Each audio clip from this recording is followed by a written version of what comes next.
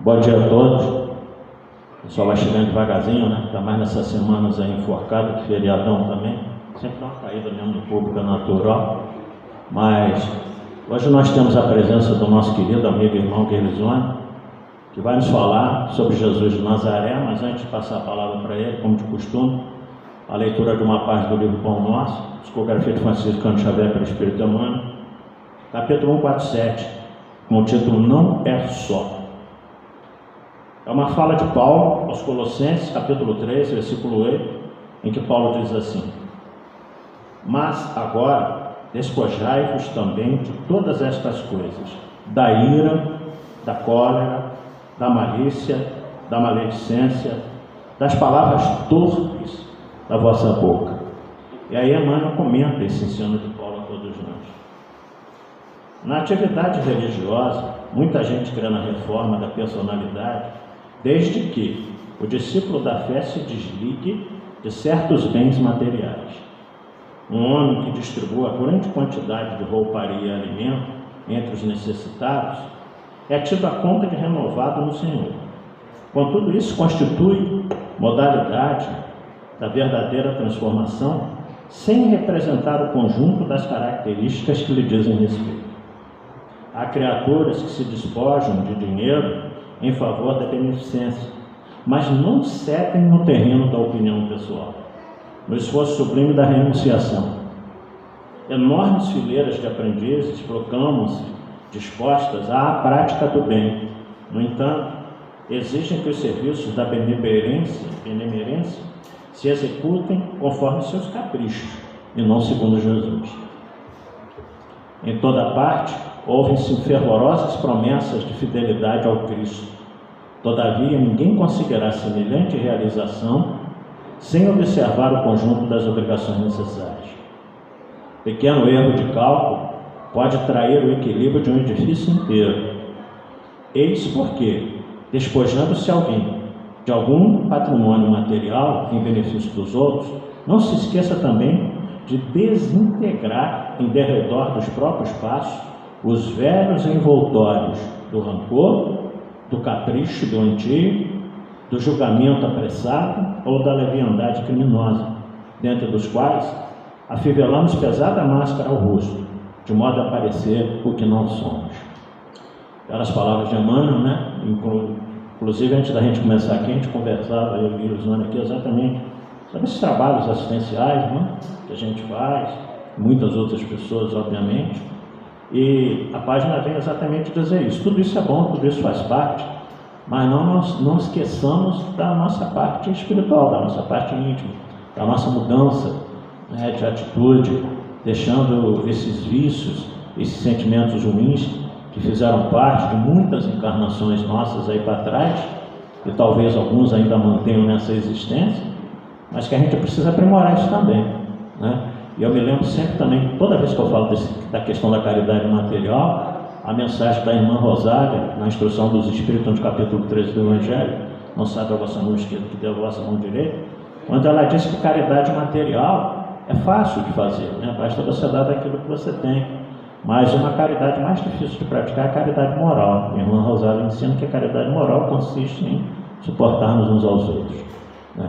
E na manhã de hoje nós vamos ter exatamente uma mensagem sobre Jesus, aquele que nos ensinou como nenhum outro na face da terra até os dias atuais, como amar ao próximo, como a si mesmo, né?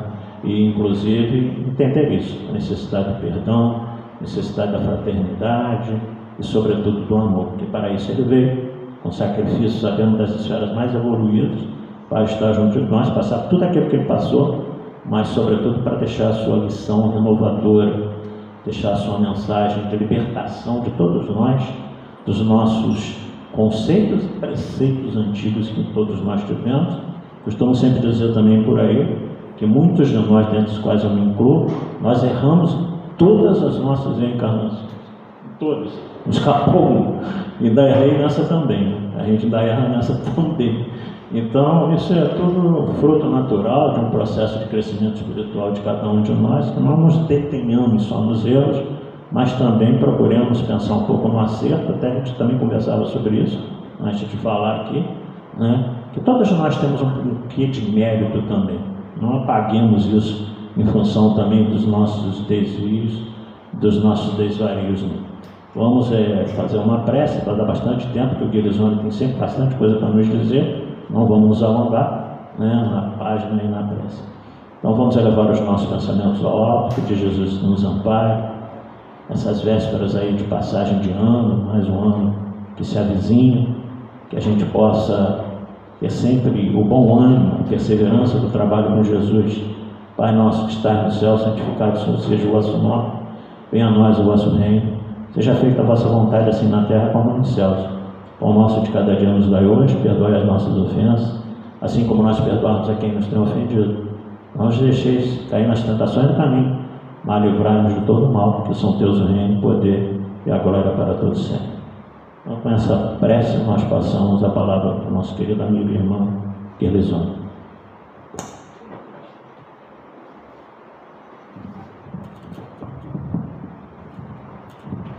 Bom, meus irmãos e irmãs, né? Bom dia para todos. Jesus ampare nossos propósitos, né? De nos reunir aqui uma vez mais, né? Para os estudos doutrinários nessa manhã de domingo, né? O nosso tema é sobre Jesus de Nazaré. Nós não vamos acrescentar mais nada ao que nós todos aqui já sabemos, né? Então nós vamos só recordar nosso mestre,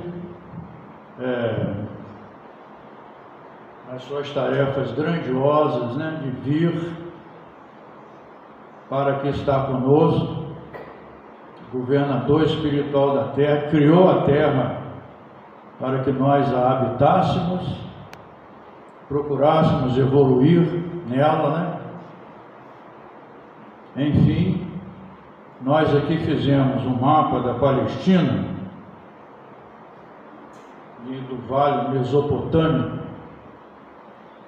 Queremos dizer que nós tiramos desse livro A Grande Espera, do Eurípides Barçanufo, e a médium é a Corina Novellino. Esse livro foi levado ao Chico Xavier, quando estava entre nós ainda. O Chico avalizou como se fora mesmo Eurípides Barçanufo, o autor do livro. Eurípides escreveu, através da Corina Novellino, esse aqui é o rosto de Jesus, o chamado Santo Sudário. Então, no Santo Sudário, só para a gente recordar aqui rapidamente, Jesus ia na casa da filha, ia na casa de Jairo para curar a sua filha. A filha dele entrou num transe cataléptico, em morte aparente. E ele, o Jairo, ouvira que Jesus havia curado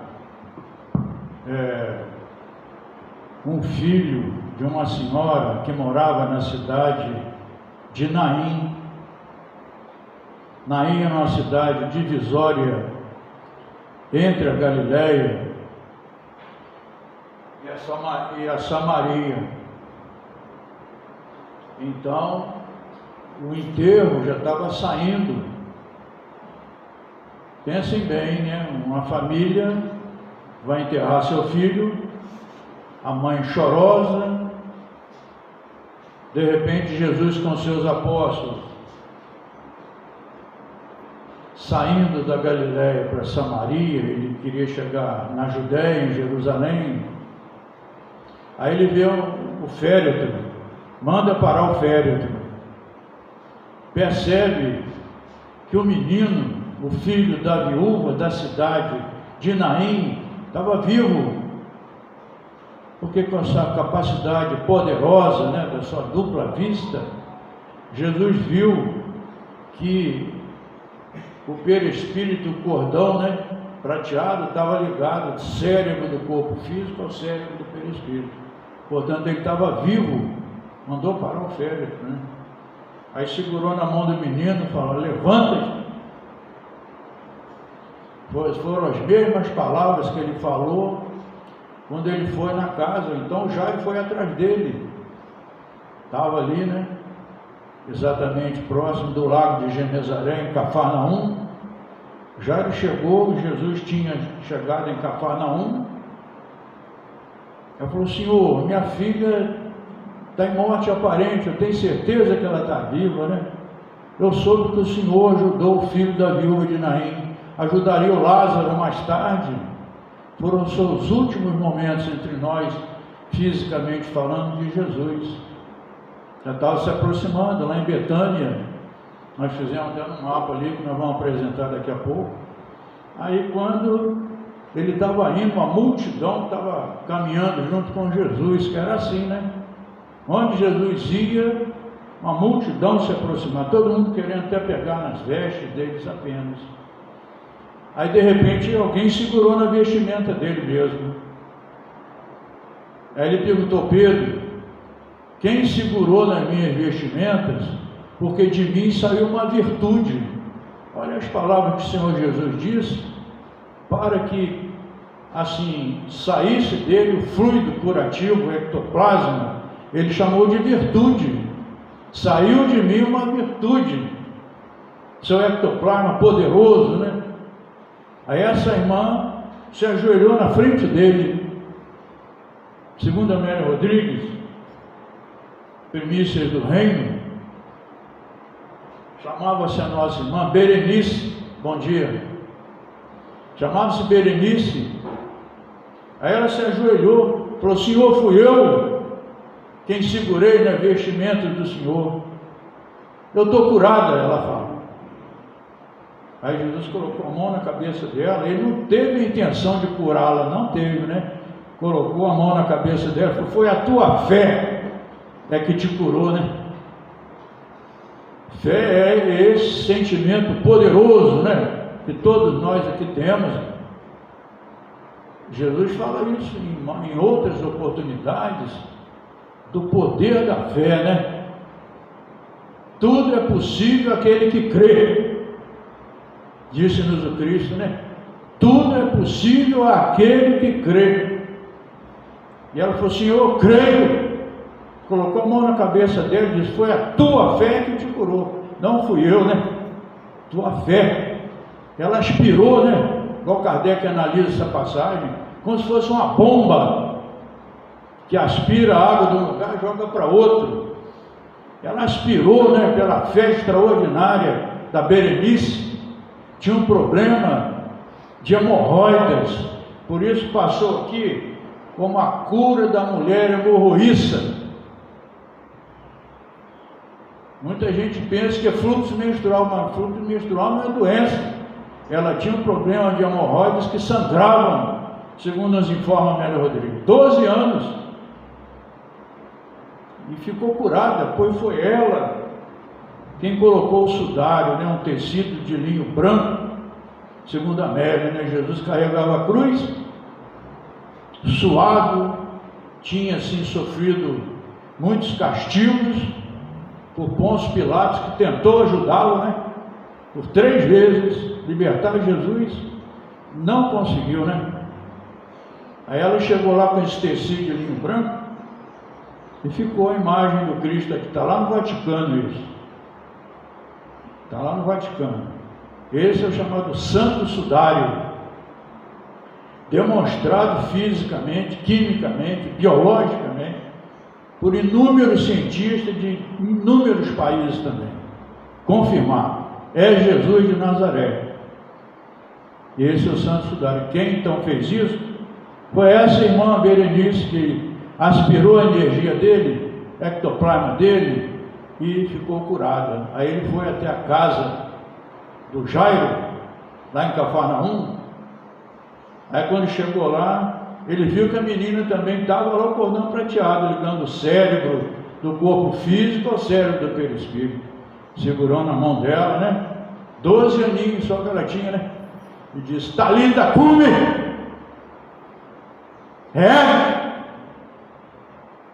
E a menina parece que saiu daquele torpor, né? Da morte aparente. Transe cataléptico. e se reerguem, igual Lázaro, né? Segundo a narrativa de Marcos, já estava morto há 4 dias. Marta e Maria, Jesus sempre ficava em Betânia, na casa deles.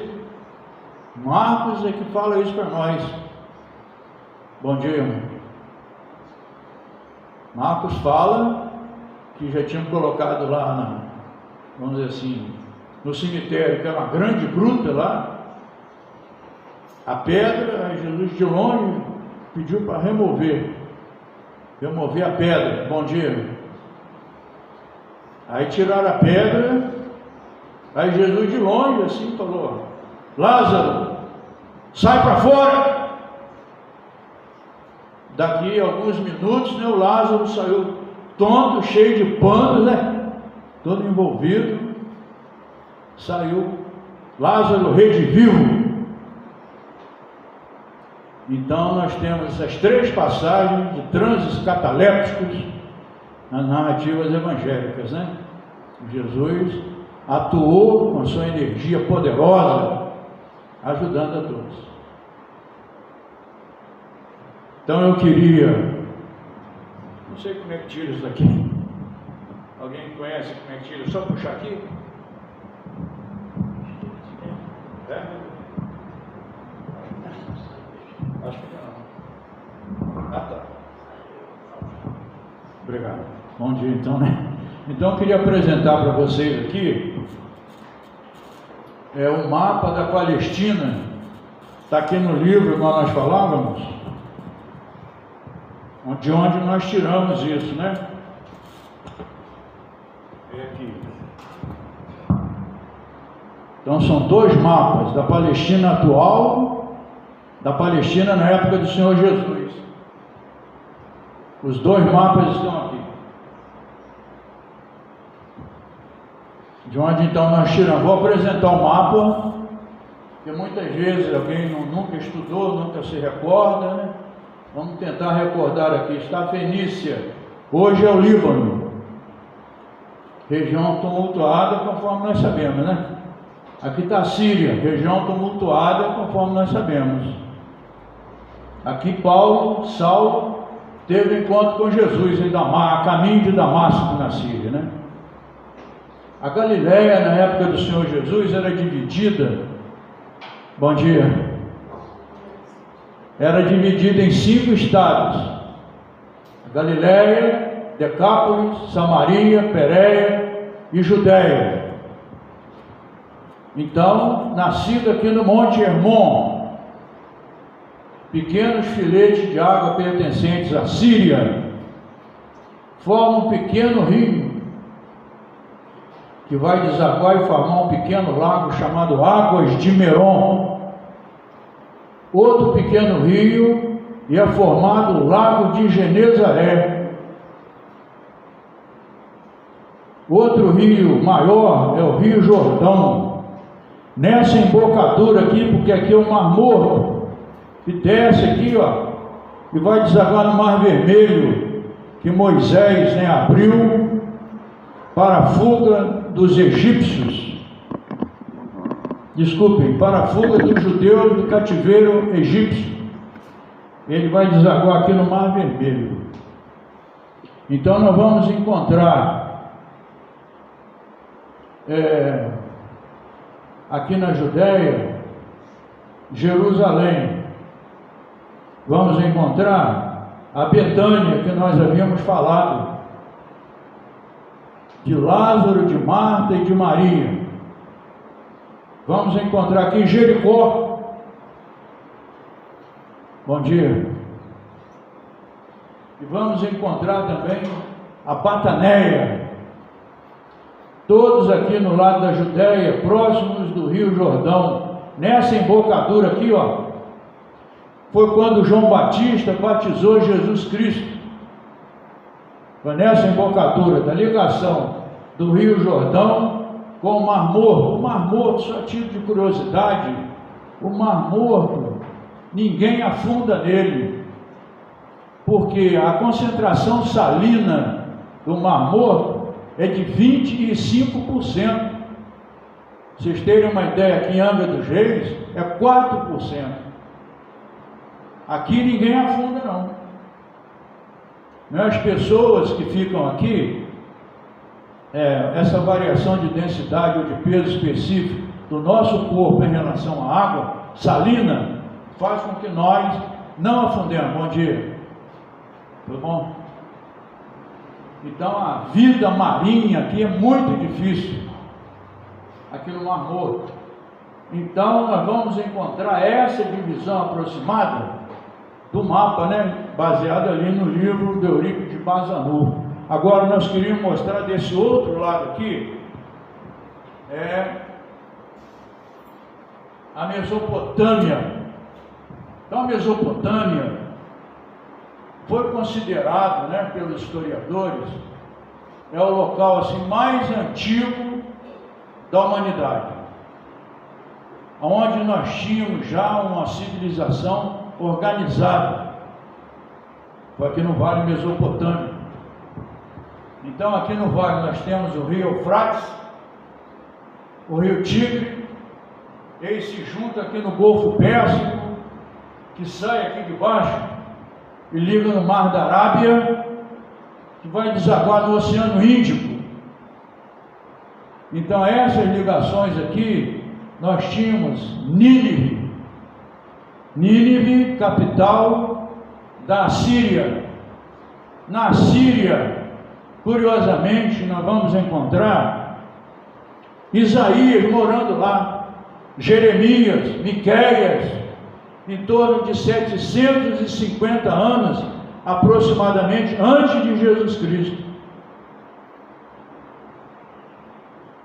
A informação sobre Miqueias, profeta do Antigo Testamento, ela vai fazer com que nós, assim, reflitamos. Miqueias, capítulo 5, capítulo 5, versículo 2. Miqueias estava preso. Era comum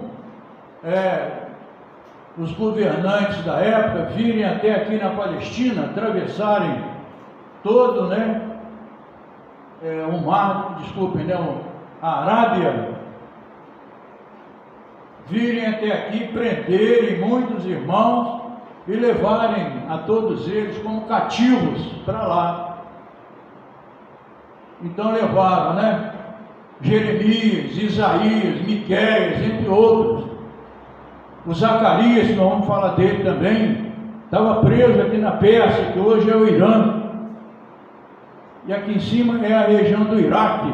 Então nós tínhamos Nínive, capital da Síria, Babilônia, Suméria, Susa, Ecbatana, Seleucida, Caldeia, da onde saiu Abraão para fundar exatamente a Palestina, da cidade de Teur, na Caldeia.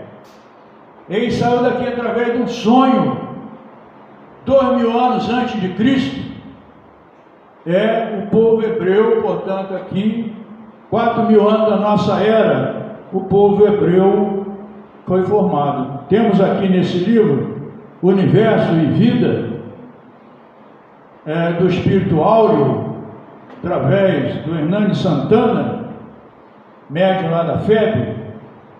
Então, ele nos fala ali que Jesus foi buscar auxílio num planeta do Sol Sírius, da constelação do Grande Cão. Nosso Jesus foi lá conversar com o Jesus de lá ou com o Cristo de lá, Foi lá. Olha, eu estou precisando de apoio, porque eu vou reencarnar no planeta Terra. Eles são muito solidários entre si. Os espíritos superiores desses sóis, constelações, galáxias.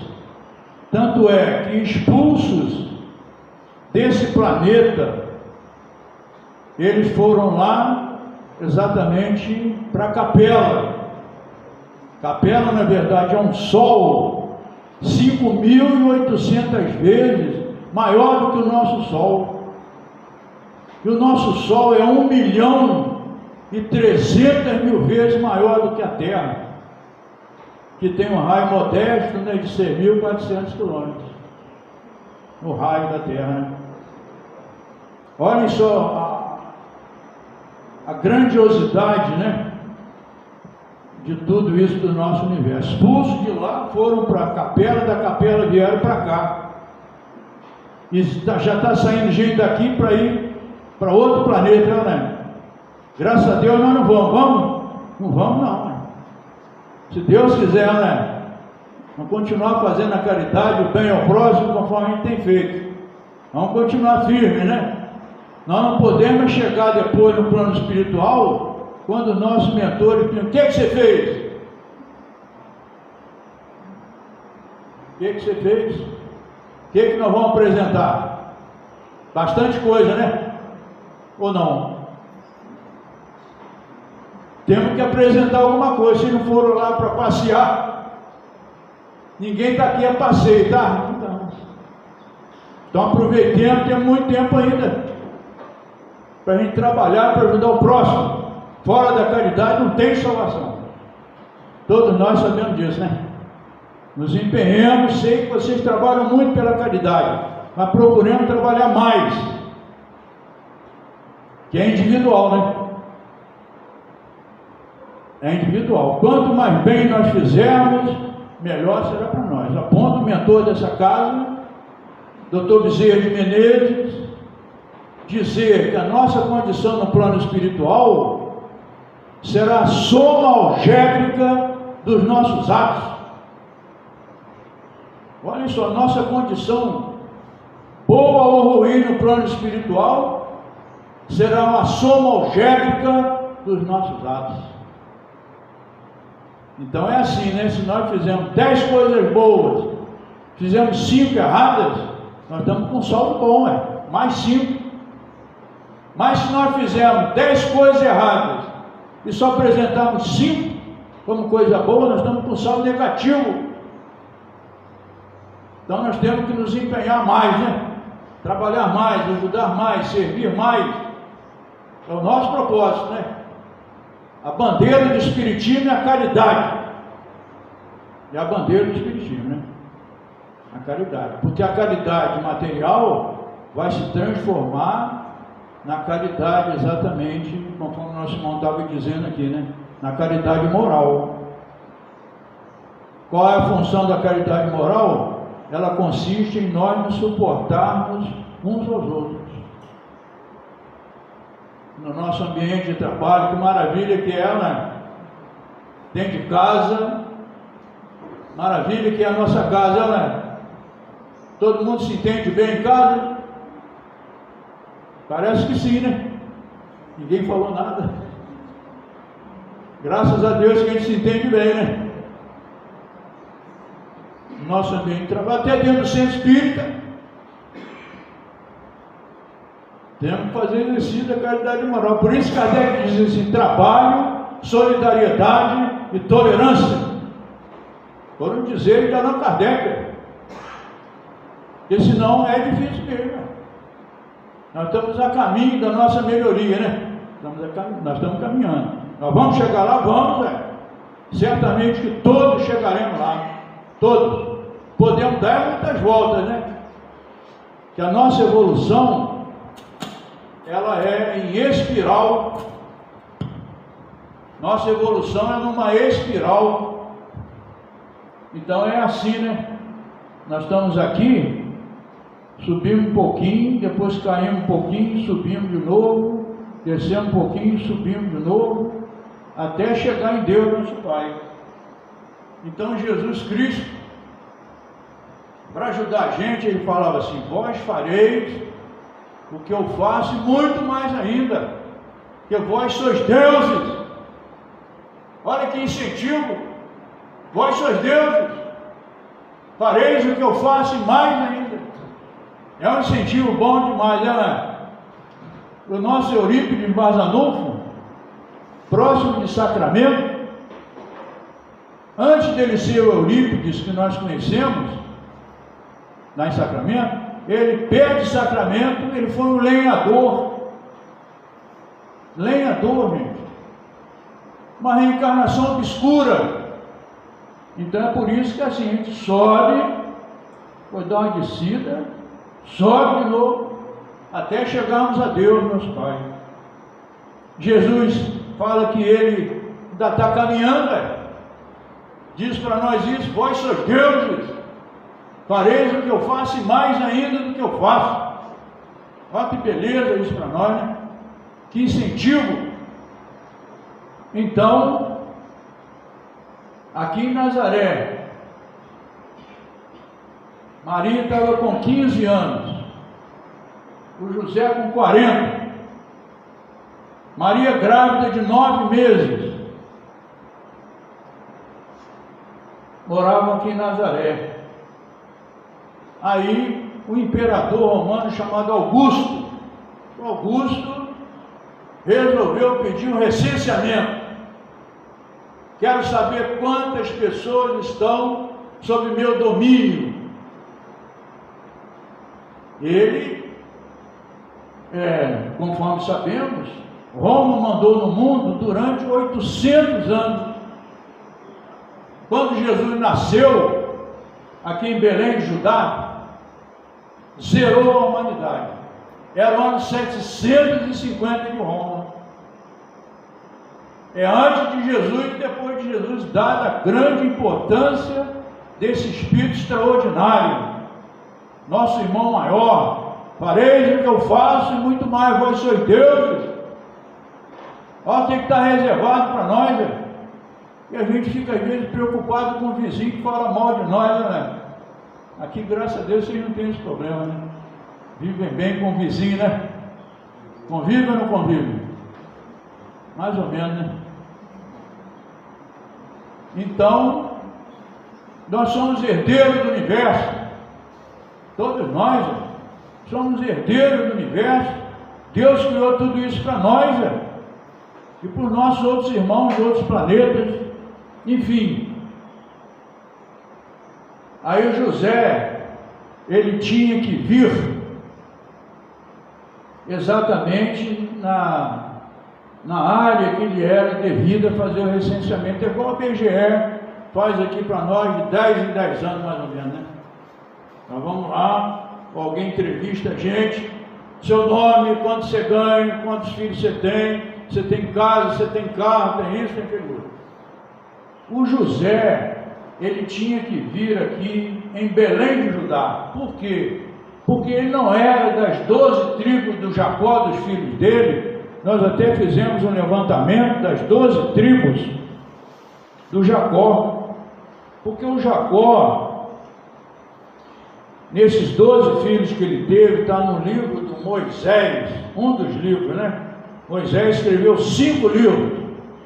O Deuteronômio, lá no capítulo 33, diz o seguinte: as 12 tribos de Israel, os filhos de Jacó, é o Rúben, é o Levi, é o Benjamim e o José. Todo mundo se recorda que eles venderam José, né? Porque ele era o mais jovem, e o Jacó gostava mais dele que os dos outros, parecia, né? Aqui nós somos pais aqui, a gente não pode gostar mais de um filho do que do outro, né? Não é verdade? Podemos não, né? Nossos filhos, nós temos que gostar deles igualmente. Eu tenho 2, não posso gostar mais de um do que do outro, né? Já tem netos e tudo, mas nós não podemos gostar mais de um filho do que do outro. Então eles com ciúme venderam José. É assim que está na narrativa evangélica lá. Nós temos o Efraim, vai haver uma grande transformação depois, né? Que o José consegue descrever, né, o sonho do faraó Apop. Está no livro do Conde Rochester, a médium Vera Krijanovskaya, o Chanceler de Ferro. Excelente livro, né? Para quem já leu o livro aqui. Quem não leu, vocês seriam bom ler, né? Para a gente poder entender a grande história que foi sair do Rio Nilo, 7 vacas gordas, devoradas por 7 vacas magras, 7 espigas gordas de milho, depois devorado por 7 espigas magras de milho, significando 7 anos de fartura e 7 anos de penúria para o Egito. porque o rio Nilo secou, ué. E ele, o José, foi quem conseguiu decifrar esse enigma, né? O faraó, a Apop, deu a ele autoridade para que ele criasse inúmeros silos para armazenar, né? Exatamente os alimentos que não fossem perecíveis. Então teve o Manassés, o Zabulon, o Isacar, o Gad, o Dan, Naphtali e Aser. E o José não era de nenhuma dessas tribos, ele era da tribo de Davi. Então, ele viria, né? Aqui em Belém de Judá. Olha só, tem uma profecia do Miqueias, capítulo 5, versículo 2, estava preso aqui, ó, em Nínive, capital da Assíria, no Vale Mesopotâmico. E de repente apareceu assim um quadro para ele. Os mentores mostraram: ó, de ti, Belém de Efrata, nascerá o Salvador da humanidade. Aqui em Belém,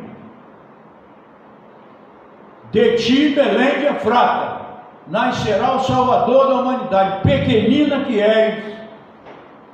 Aí o José teve que vir para cá, Maria resolveu vir de qualquer jeito. A mãe dela, Ana, falou: minha filha, você está grávida de 9 meses, o que você vai fazer a viagem de Nazaré no deserto? Dura 4 dias. Amélia Rodrigues fala isso para nós aqui no livro Luz do Mundo, de Valdo Franco. Como, minha filha, você vai querer ir no banheiro, você vai aonde? Você vai querer parar para almoçar, para jantar, para dormir, aonde? 4 dias no deserto. E lá até hoje é assim, de dia é um sol quente, de noite é frio. José então teve como pai dela, Joaquim: minha filha, não vá, parentes, amigos, amigas. Ela resolveu. Quando chegaram aqui em Belém de Judá, não tinha casa. Aí o irmão se condoendo, falou: eu tenho aqui uma gruta, onde ficam os animais daqueles que estão em cima. Estão hospedados aqui porque eles são também judeus da tribo de Davi. E o José não teve outra condição, aceitou e preparou o feno lá para fazer a cama para Maria. Nasceu Jesus e ele tirou do coxo dos animais o feno mastigado, botou feno novo, colocou Jesus ali. Nesse momento, aqui perto, pastores cuidavam de cabras e ovelhas. Materializou-se o Espírito superior, e falou assim para os pastores: glória a Deus nas alturas e paz na terra aos homens de boa vontade. Nasceu Jesus, levem presentes para ele. Nasceu o Salvador da humanidade. Os pastores imediatamente então vieram para cá. Essa passagem: glória a Deus nas alturas, paz na terra aos homens de boa vontade, vieram desse Espírito superior que se materializou, né, aqui próximo. Desse outro lado, nós vamos encontrar uma cidade da Pérsia antiga, que hoje é o Irã, chamada Seleucida. 3 reis magos. Segundo Amélia Rodrigues, eles foram guiados daqui, ó, eles vieram de camelo, foram guiados por uma estrela. Os espíritos superiores projetaram um facho de luz para eles chegarem aqui, mas não foi fácil chegar não. Foram 3 meses e meio de viagem. 3 meses e meio. Não chegaram instantaneamente. Vieram de camelo, com todas as dificuldades. Então esse facho de luz, conhecido como estrela de Belém, apareceu de Seleucida para eles, os 3 reis magos, levando o que? Ouro, incenso e mirra. Gostaria de perguntar para vocês se vocês se recordam do nome dos 3 reis magos. Conforme eu estava dizendo no início, a nossa palestra aqui vai ser só recordação, né? Todo mundo aqui já sabe. Nome dos 3 reis magos, alguém se lembra?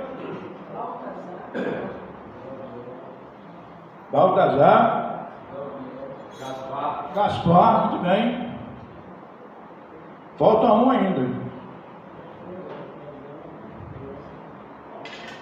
Ó, são 20 para as 10.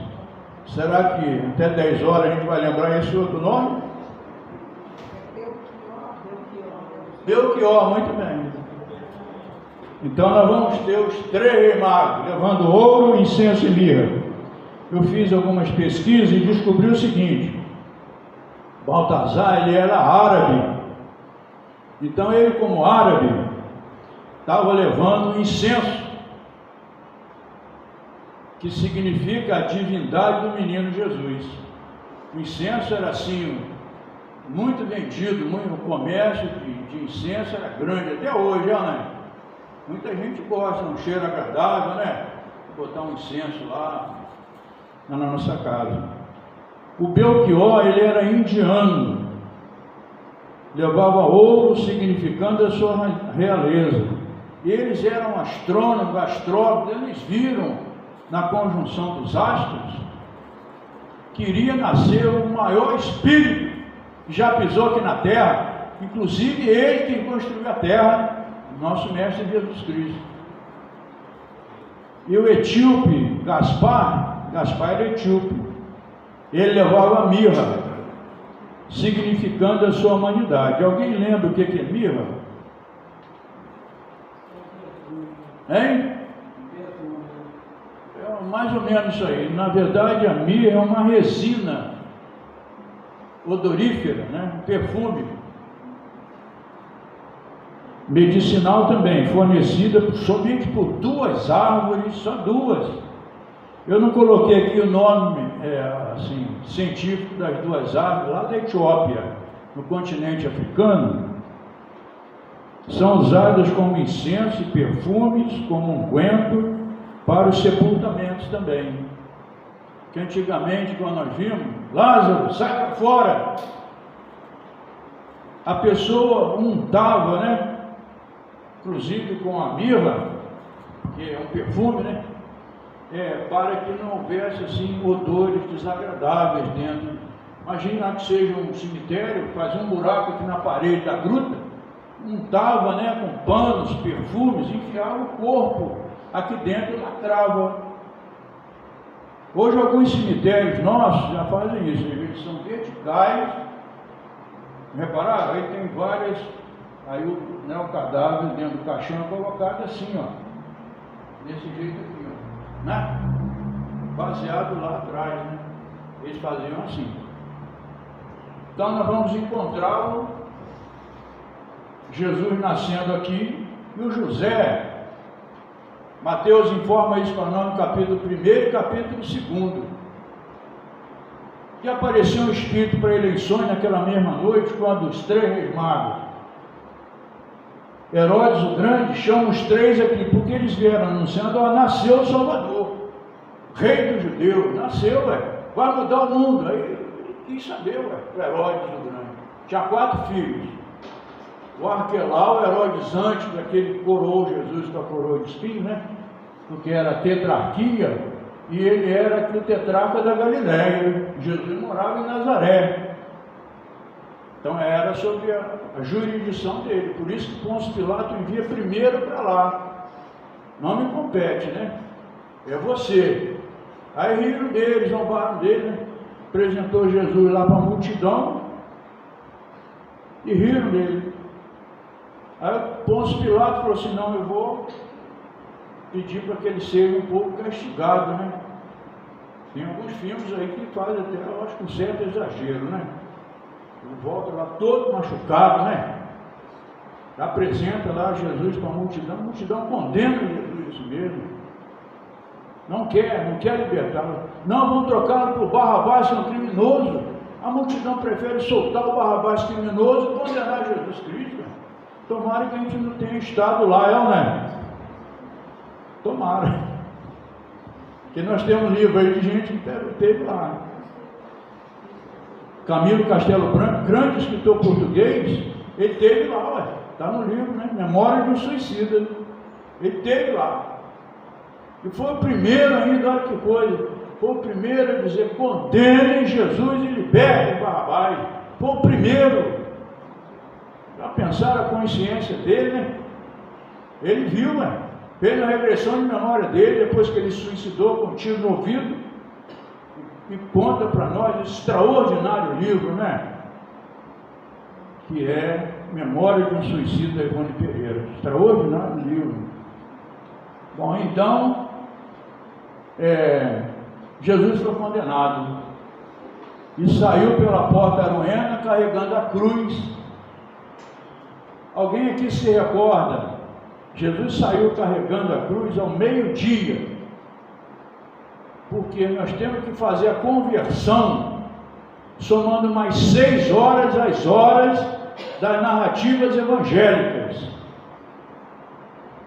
Ou seja, porque o dia na época lá deles, de Jesus, era de 6 da manhã até as 6 da tarde, eram só 12 horas. Os nossos dias são de 24 horas. Então nós vamos ter que somar 6. Se Jesus saiu carregando a cruz, vai ter aquele diálogo com Pôncio Pilatos de manhã. Tu és rei? Jesus fala: tu dizes, mas o meu reino não é desse mundo não. Se o meu reino fora daqui, a minha gente houvera combatido para que eu não caísse nas mãos dos judeus, meus irmãos. Todo aquele que me segue, segue a verdade. Eu sou o caminho, a verdade e a vida. E ninguém vai ao Pai senão por mim. Aí Pôncio Pilatos pergunta para ele: o que é a verdade? O que é verdade? Aí Jesus silenciou, né? Então, nós temos que somar mais 6 horas. Então era 6 horas da manhã, com mais 6, 12 horas. Jesus morre na hora 9. Que horas seriam? Muito bem, 3 horas da tarde. Concorda todo mundo ou não? Hora 9, mais 6, 15. Então ele desencarna às 15 horas. Então nós temos que fazer sempre isso para a gente saber as horas para os nossos dias atuais, das horas das narrativas evangélicas. Então nós vamos encontrá-lo indo aqui para baixo. O Espírito falou: não, José, você tem que fugir com a sua mulher e seu filho lá para o Egito. Aí eles foram para a cidade de Heliópolis. Disse assim: aquele que é o governador quer mandar matar o menino. Quando os 3 reis magos disseram assim: ó, aqui em Jerusalém, a pedido de Herodes o Grande, que rei é esse? Não, é um menino que acabou de nascer. Aí eles saíram para levar ouro, incenso e mirra até Belém, Jesus na manjedoura. Aí ele escreveu um édito, imediatamente após, mandando matar todos os meninos judeus de 2 anos para baixo, todos. Mataram mais de 200 meninos. Olha que coisa, né? Eu posso falar que foram decapitados. Ele queria matar a Jesus, Herodes o Grande.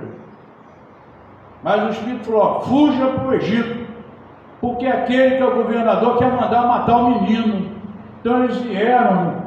No capítulo 1 e 2 do Evangelho de Mateus, dedica tudo a isso aí.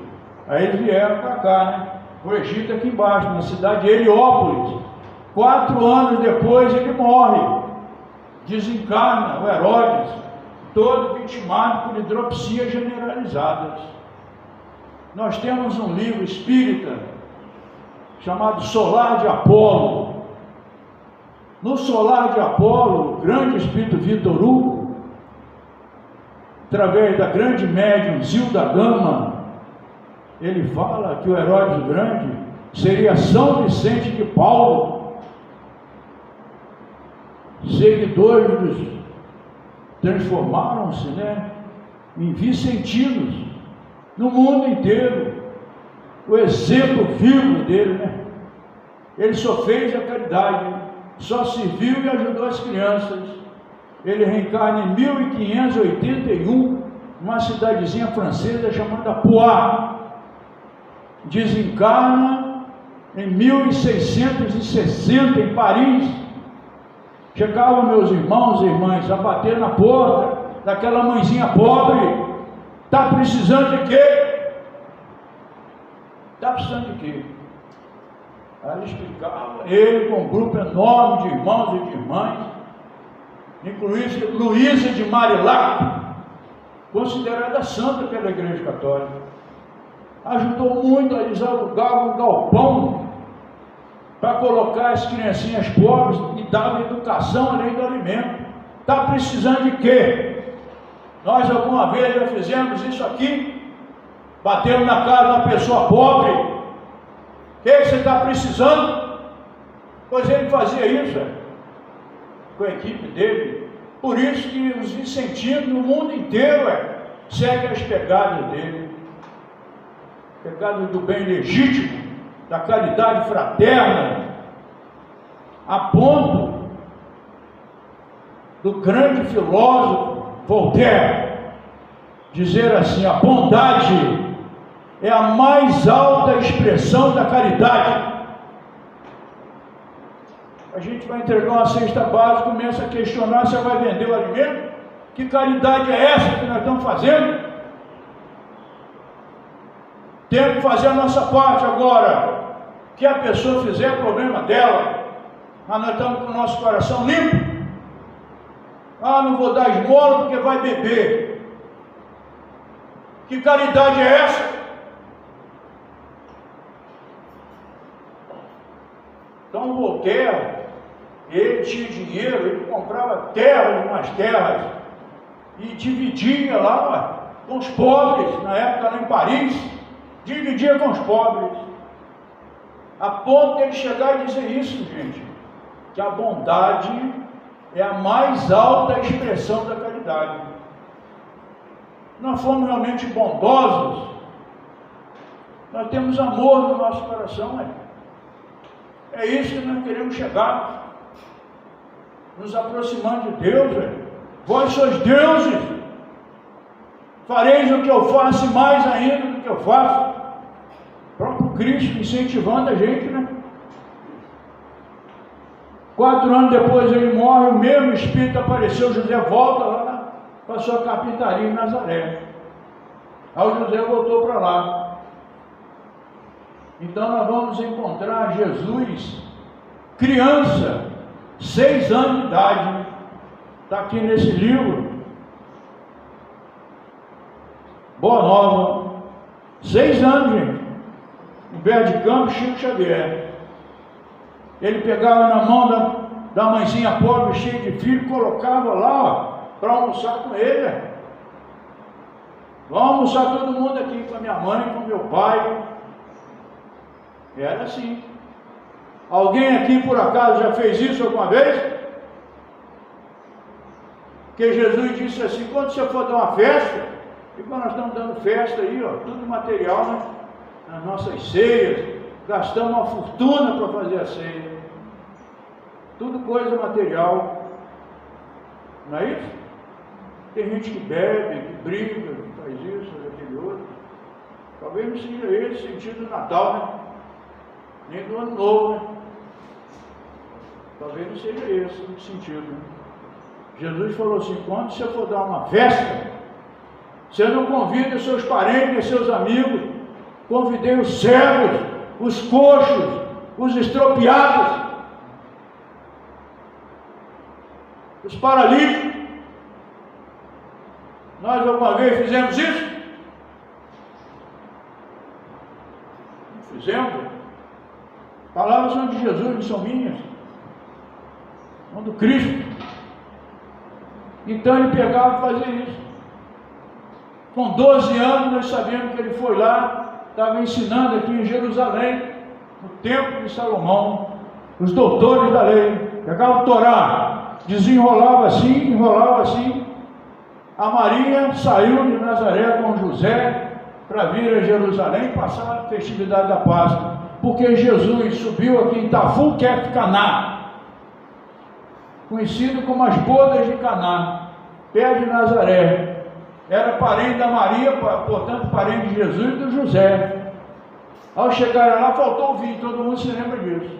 6 bilhas de pedra, cada bilha tinha 3 metreis, uma unidade volumétrica grega, que significava 40 litros. Então cada bilha de pedra tinha 120 litros, 3 vezes 40. E acabou o vinho. Quando acaba o vinho, na época, o casamento não ia bem depois, né? É uma boa desculpa, né? Se acabasse o vinho. Aí a Maria chegou, meu filho, acabou o vinho. Aí sorriu, mãe, manda encher de água. Aí Jesus colocou a mão nas 6 bilhas, significava 720 litros. Nas narrativas evangélicas, o H2O transforma-se em vinho, com um sabor melhor ainda que o vinho tirado das uvas. Já pensaram que seja isso? Então ele começa numa festa, vai desencarnar depois numa outra festa, né? Festividade da Páscoa judaica, vista aqui por Zacarias. Então ele começa numa festa, vai morrer, desencarnar na outra festa. Zacarias estava preso, aqui também, ó, na Pérsia, no Irã, na época do rei Dário, 500 anos antes de Cristo. Está lá no Antigo Testamento. Ele viu, estava preso. Os mentores mostraram o quadro assim para ele. Está lá no capítulo 9, versículo 9 e 10. Ao mostrar o quadro, ele viu que entre os 12, um deles haveria de trair por 30 moedas de prata. É a única informação que a gente tem está aqui em Zacarias, lá na Pérsia. Ele viu isso. Que não sabia o nome ainda, né? O Salvador, um deles haveria de trair por 30 moedas de prata. Então vamos chegar lá na Santa Ceia. Jesus entra em Jerusalém. Já havia dito para os apóstolos: ó, eu vou morrer, eu vou ressuscitar no terceiro dia. Falou para eles. Entrou todos com aquelas ramos de palmeiras, muitos tiraram a vestimenta, colocaram lá para Jesus passar montado numa jumenta. Que o Zacarias viu o seguinte, que o Salvador iria entrar montado numa jumenta. Não era no jumento, não. Filhotinho ficava lá, está lá, se vocês conferirem aqui, ó, vocês vão ver o que nós estamos falando. Eu fui lá para ler isso. Numa jumenta. E Jesus que fazia questão de cumprir tudo que havia sido dito sobre ele. Entrou montado numa jumenta. Senhor, onde que nós vamos ficar? Aí ele falou: vocês vão ver o irmão carregando um cântaro com água. Perguntem para ele aonde nós vamos ficar. Aí João e o Pedro foram lá, viram esse irmão e falaram: ó, Jesus mandou perguntar onde nós vamos ficar. Jesus de Nazaré, sim. Pois ele curou um tio meu de lepra. Então vocês vão ficar na minha casa. Ele tirou a chave, carregando o cântaro com água, tirou a chave da casa dele e deu para eles ficarem lá, porque a festa durava 8 dias, de domingo a domingo. Então eles ficaram lá. E Jesus então foi condenado, né, por crime de blasfêmia na quarta-feira. Aqui nesse livro mostra lá o documento lá do Vaticano, aonde aconteceu isso, né? Então Jesus Cristo, nosso mestre, estava subindo o templo, na escadaria do templo. Anás e Caifás estavam descendo, o templo de Salomão. Estavam descendo, né? Aí Jesus parou e falou assim: eu vou destruir o templo e reconstruir em 3 dias apenas. Essa foi a condenação de Jesus. Crime de heresia, né? Na época lá.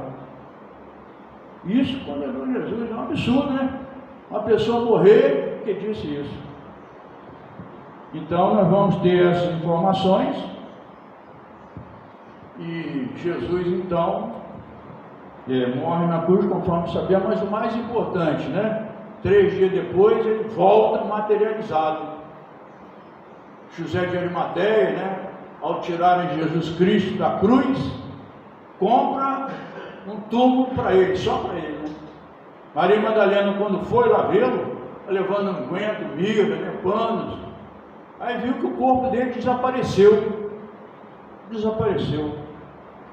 Aí ela sai e vê um vulto, né? Pensou que fosse o jardineiro, quando chegou era ele, né? Materializado. Não me toques, Maria, porque eu não fui ao Pai ainda. Mas vai lá no cenáculo e diz para eles que eu voltei da morte. Isso que é importante, a morte não existe, né? A gente fica 40 dias, 40 noites, depois se alça, né? Aqui na Galiléia, no monte. Humberto de Campos fala isso no livro Bom Nome. Antes de nós encerrarmos, eu gostaria que vocês me ajudassem para a gente montar aqui, porque Jesus, então, com 30 anos, ele saiu, ele vai morrer, desencarnar na cruz no dia 25 de março. 25 de março do ano 33, essa é a data que está lá no Vaticano, a morte de Jesus Cristo na cruz, 25 de março. Por isso que o nascimento é sempre 25 de dezembro, mas a desencarnação, que a paixão do Cristo, ela é mutável, pode observar aí, todo ano ela muda um pouco. É porque foi, né, exatamente na primavera, né, no equinócio da primavera, por isso que muda. Então Jesus chamou a Pedro, 30 anos, só em 3 anos ele mudou a face da terra, tem 3 anos só. Disse, num resumo, né? Ama a Deus sobre todas as coisas, teu próximo como a ti mesmo. Aí está toda a lei e os profetas reunidos. Chamou Pedro e André, que era irmão de Pedro, né? Do Simão Pedro. Depois ele foi na casa, chamou o João e chamou o Tiago, maior, né? Tem de estatura, na casa do Zebedeu e da Salomé. Porque o João, evangelista, só tinha 13 anos, e o Tiago 15. Aí ele foi na casa do Alfeu e da Maria de Cleófas, que era irmã da Maria de Nazaré, mãe de Jesus. Por isso que passavam como irmãos dele. Senhor, sua mãe, seus irmãos, suas irmãs. Então nesse livro aqui, Irmãos de Jesus, Jesus não teve irmãos. Foi o único filho do José e da Maria. Mas os filhos de Alfeu, da Maria de Cleófas, que era irmã dela, Maria de Nazaré, ele foi lá e chamou Mateus. Depois chamou o Tiago menor, termo de estatura, depois chamou Judas Tadeu. Os 3 eram irmãos consanguíneos. Eles passavam, primos que eram, passavam como irmãos de Jesus. O livro fala isso ali. Interessante, né? Não tinha irmãos. Aí eu queria que vocês me ajudassem aqui agora, a gente montar os 12 apóstolos. Nós já estamos quase encerrando aqui a palestra. Alguém me ajuda aí? Quem mais dos 12 aqui? Quem foi aquele que negou Jesus? Não acredito para você não. Alguém lembra? Tomé. Aquele que traiu então Jesus, botou um pedaço de pão no seu prato. Você tem que fazer, faz depressa. Alguém lembra o nome? Judas Iscariotes, muito bem. Judas Iscariotes, né? Que tem Judas Tadeu. Iscariotes. Filipe. Tinha 4 filhas grandes, médios, né? Lucas não era. Lucas é evangelista. Faltam só 2 aqui, ó. Vou ver se eu ajudo vocês também. Paulo também não. Bartolomeu. E André. André nós já falamos, está aqui, ó. Irmão do Pedro. Bartolomeu. Falta só um agora, para a gente encerrar a palestra.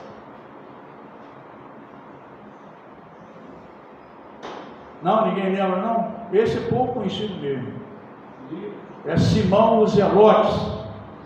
Lembra-se dele? Ninguém lembra também, irmão. Simão os Zelotes. Simão. Então, meus irmãos, com esses 12, depois com o contributo de Paulo de Tarso, ele levou a palavra aos gentios, 30 anos de divulgação cristã. E o cristianismo, então, foi espalhado pelo mundo, né? Chegou até a Europa, chegou na Grécia, chegou na Espanha. Paulo levou a palavra de Jesus Cristo sobre pedradas, problemas muitos. Então, o cristianismo está aí, né? Na pergunta 625 do Livro dos Espíritos, Kardec pergunta: quem pode servir de guia e modelo para nós? Jesus de Nazaré. Jesus de Nazaré, guia e modelo nosso, né? Então, meus irmãos e irmãs, espero que todos vocês tenham tido um Natal de muita paz, né? Um ano novo agora de muita paz, mas para nós, espiritismo, temos que trabalhar mais, né? Aproveitar que Jesus está dando chance, façamos a caridade, façamos o bem, não podemos chegar de mãos vazias. Muita paz para todos, né? Que vocês tenham um excelente domingo. Vou devolver aqui a palavra ao nosso irmão dirigente.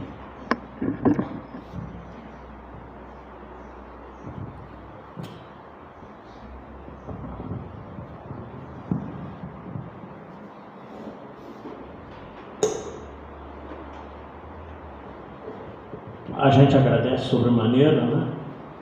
Esses lembretes, como ele disse lá no início, dessa vida histórica de Jesus entre nós. Que Deus te abençoe, meu amigo, todas as suas andanças por aí. Já falei com ele em outra oportunidade. Às vezes eu chego num lugar, todo centro que eu vou, eu tenho mania de olhar o Padre Ailton, né? Aí a escala de palestrante, olha lá, eles lá, né? Estamos sempre juntos, né? Em tudo quanto é cidade aí da região. E é um grande divulgador da doutrina espírita, que Deus te abençoe sempre. Ele agora é avô de novo, para quem não sabe, tem um mêsinho, nasceu, né, o netinho dele, Gabriel, né? Mais um, meu segundo agora. Que Deus abençoe ele e toda a sua família. Quarta-feira que vem, encerrando esse ano de palestras, nós temos o Carlão que está lá atrás, com o tema Significado do Ano Novo, segundo o Espiritismo. Tema bastante interessante. Vamos ver se a gente consegue todo mundo aí prestigiar. Hoje foi uma surpresa, até a casa está razoavelmente cheia, né? Que esses feriados enforcados, as pessoas realmente dão uma esticada aí, uma descansada, como é natural. E lembrando a vocês, nós estamos com o edital lá no quadro de avisos também. Dia 18, domingo, daqui a 3 domingos, é a nossa AGO, Assembleia Geral Ordinária. Todo ano a gente tem que fazer. Não haverá palestra. Anotem, dia 18 não haverá palestra. A Assembleia, qualquer um pode participar, até porque vai ser uma Assembleia de eleição da nova diretoria. Nós estamos nos despedindo, agora em janeiro, da presidência da casa, depois de 6 anos, né? Foi muito bom esse período também, muito trabalho, muita luta. Quem é dirigente sabe, né, Guilherme? Memória, Xavier Solange lá atrás já foi presidente, Carlão, e a gente vai, no dia 18, a gente vai fazer um pequeno balanço aqui do que nós conseguimos realizar. Praticamente 4 anos que eu assumi, exatamente no ano da pandemia, 2020, e 2021 a gente não teve como fazer nada, nem pedreiro a gente conseguiu arrumar, nem pintor, mas depois nós conseguimos dar alguns avanços aí, que o dia 18 a gente vai relembrar a todos vocês, né? Claro, podem vir, mesmo aqueles que não são sócios, podem participar da Assembleia, não tem direito a voto. Quem tem direito a voto? Quem é sócio há mais de 1 ano e esteja em dia para suas mensalidades, inclusive para concorrer.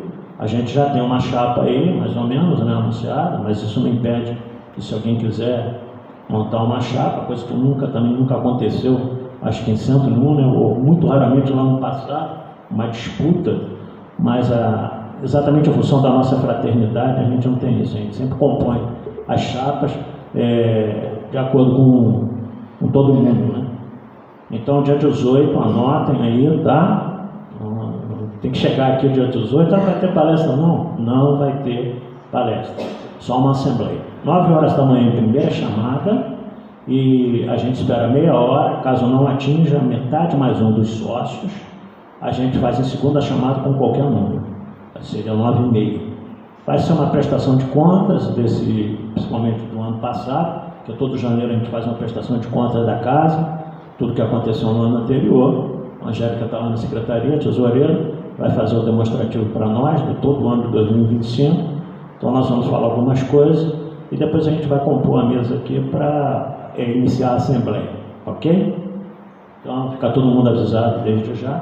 E agora, depois do passo, como de costume, aquele café fraterno lá fora, gente, hoje o negócio não está fácil não. Domingo passado só tinha um bolinho, hoje tem uns 4 ou 5, tem até suco que a Selminha trouxe, chá tradicional de São Miguel, café da Arlete que está retornando, né? Depois do longo e tenebroso inverno, a Arlete estava aí passeando, voltou, o cafezinho da Arlete, o cafezinho do centro, sirvam-se à vontade. Depois da prece, então, 6 ou 7 passistas em condições dirigem-se à sala de passe e aqueles que estiverem precisando aguardem que serão chamados, de acordo com o número de passistas. Muita paz a todos, obrigado pela presença no salão, me surpreendeu a quantidade de pessoas, quem está nos assistindo ao vivo aí também no Facebook, que Deus abençoe a todos vocês. Altamir, amanhã, Altamir não estará no plantão de um passe. Altamir vai consultar, então amanhã não vai ter o plantão de passe, ok? Que é de 8 às 9, toda segunda-feira com ele. Então vamos encerrar essa primeira parte, agradecido a Deus por essa oportunidade, pelo nosso querido irmão Guelizão que está presente conosco, nesse último domingo do ano. Que Deus possa abençoá-lo e a todos nós que aqui estamos e aqueles que estão nos vendo aí ao vivo pelo Facebook. Que Jesus, na sua infinita bondade, nos abençoe agora e sempre. Pai nosso que está no céu, santificado seja o vosso nome, venha a nós o vosso reino, seja feita a vossa vontade, assim na terra como nos céus. Pão nosso de cada dia nos dai hoje, perdoai as nossas ofensas, assim como nós perdoamos a quem nos tem ofendido. Não nos deixeis cair nas tentações do caminho, mas livrai-nos de todo mal, que são teus o reino, o poder e a glória para todos sempre. Nessa palestra, então, nós estamos encerrando a primeira parte, partimos para a segunda na Câmara de Paz. Muita paz a todos. Fiquem com Deus e um bom domingo.